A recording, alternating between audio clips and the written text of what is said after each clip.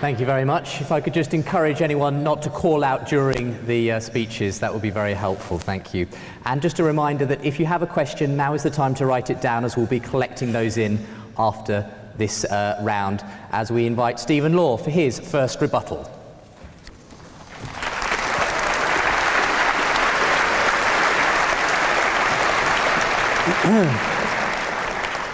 Okay,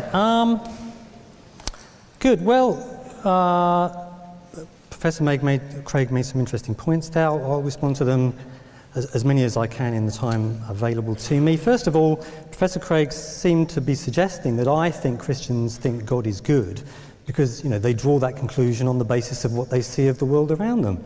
Well, obviously, I don't believe that.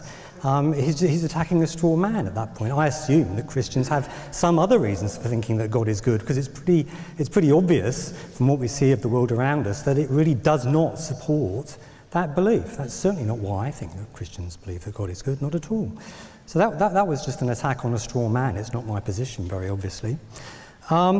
Secondly, Professor Craig suggested, and indeed suggested in his opening speech, that the existence of evil proves God. It's a popular move. I mean, not taken terribly seriously in philosophical circles, but more widely, you do find this on the internet. You find people saying this. They think, oh, this is a good persuasive argument. They say that, in a way, the existence of evil proves that there's a God, because it's only if there's a God that there can be such things as good and evil. Well, first of all, that argument begs the question that, you know, you need gods to have good and evil, and that Professor Craig has signally failed to do this evening, but I'll explain why that is so in a short period of time. The more important point is this: you can run the evidential problem of evil without mentioning evil at all. You don't need the concept of evil. I, as an atheist, don't need to buy into the concept of good or evil. I could be a moral nihilist. All you need is the observation that there's just an enormous amount of suffering, far more than can be plausibly explained in terms of God's, you know, mysterious ways or higher purpose. That's all I need to point to. Christians can buy into the concept of good and evil. I don't need to in order to run the objection. And in fact, that's you know, this is widely recognised to be true. You can set up the problem of evil without even using the concept of evil. You don't have to buy into the concept of evil to run it. So that's just a red herring. Okay. It's not true that evil proves God. His other main arguments seem to be that, well, basically to concede that you can't be pretty confident that there's no evil God on the basis of the amount of good that we see around us. Well, yeah, clearly. We all know that's not true.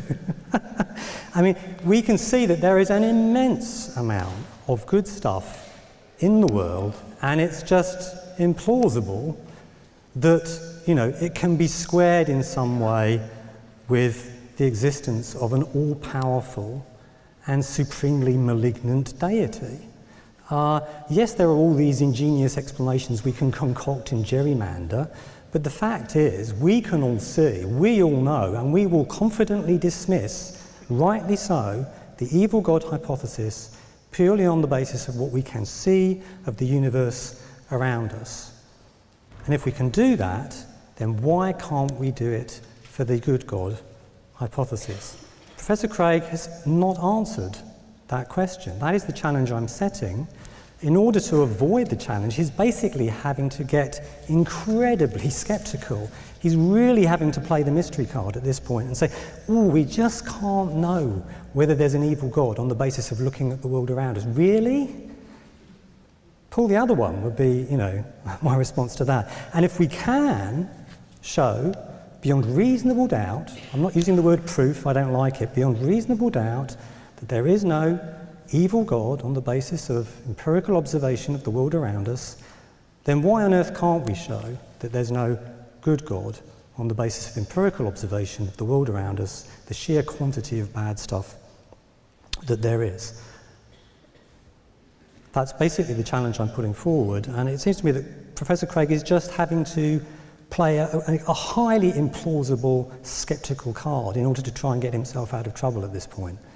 And that's the best he can do at this point, is that we can't know, we couldn't possibly know that whether or not there's an evil God on the basis of observation of the world around us. I just don't buy it. Professor Craig has also run, I forgot at which point he did it now, but he has run an afterlife kind of explanation. He said that the evils we experience in this world become easier to understand for a theist once we remember that we can look forward to an eternity of bliss in heaven. There is a higher reason, there's a higher purpose. It's not all about life here on this planet. As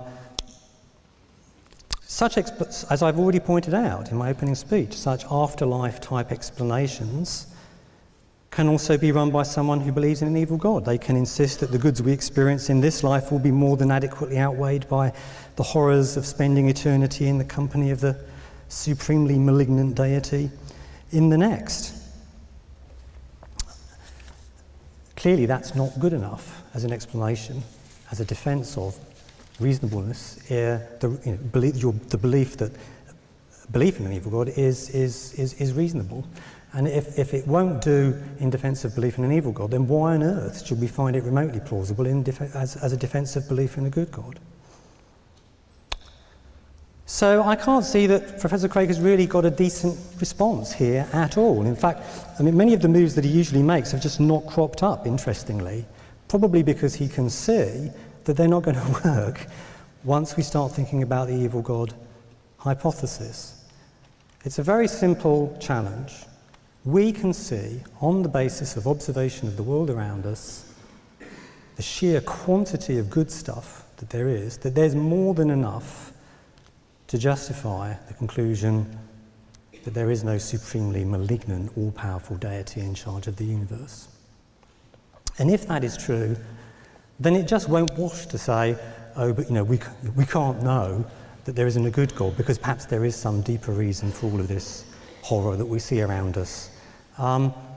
It's clear that there is sufficient evidence, I think, and it seems to me, what I find most baffling, I think, is the extent to which people just can't see that, and the extraordinarily convoluted intellectual manoeuvres that they have to go through in order to try and convince themselves that what they believe is not, given the available evidence, downright ridiculous. So I think I've dealt with most of Professor Craig's points. He also made some appeals to some explanations for animal suffering, which basically were variants of the appeal to laws of nature, which I've already pointed out. You can flip those kinds of theodicy. I'm not even going to attempt to do so now, but we could do that. So I think I've covered most of the points I wanted to make there. Let me just repeat. I think that Professor Craig's point is we're just not in a position to judge with any confidence that it's improbable that God lacks morally good reasons for creating or allowing all this suffering. He argues that our failure to discern God's reasons is not a good reason to suppose that God doesn't have them. Perhaps in some way we cannot fathom they contribute to our eternal salvation. But as I've pointed out, much the same reply can be made by someone who believes in an evil God. Evil God is also omnipotent and omniscient, so of course his reasons are also likely to be largely beyond our ken. Those God's goods that seem gratuitous with regard to the aims of an evil God may not be gratuitous at all, I might argue. Show a little of humility, don't presume to know the mind of evil God. If this sort of sceptical smokescreen doesn't succeed in salvaging belief in an evil God, then I fail to see why it salvages belief in Craig's good God either.